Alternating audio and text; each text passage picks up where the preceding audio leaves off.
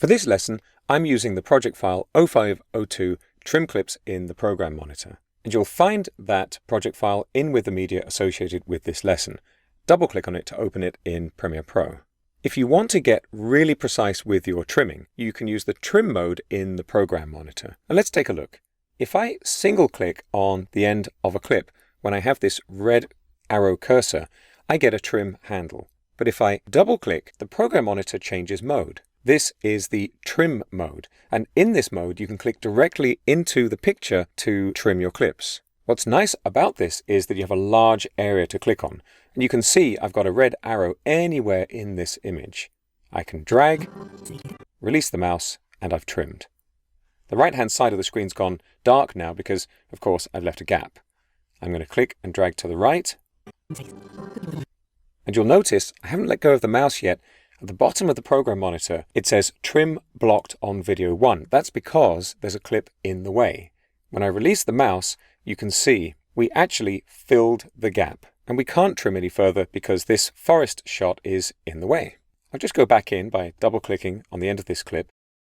And you'll notice I can drag on the right side of the Program Monitor as well. I actually think I trimmed the entire clip out of existence there. There's just a gap on the timeline. So I'm going to undo with Control-Z or Command-Z to bring it back. If I click on the middle between the two images in the Program Monitor, well, you can see that familiar cursor. As I drag, I'm adjusting both clips. Notice as well, if I now click on the left side of the Program Monitor, I've got a yellow arrow, not a red arrow. The yellow trim cursor indicates that it's going to be a ripple trim. I'll just click and drag, and you can see everything moves on the timeline. Let's try this with a longer clip. I'll double-click to go into the trim mode, and up in the Program Monitor, I'll choose the rolling trim, and now I've got that yellow arrow on the left.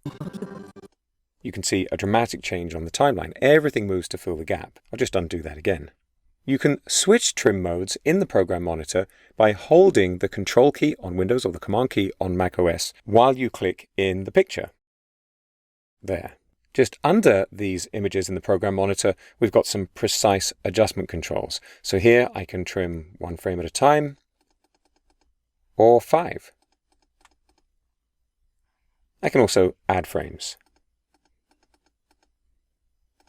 You can exit the trim mode by clicking anywhere in the background of the timeline.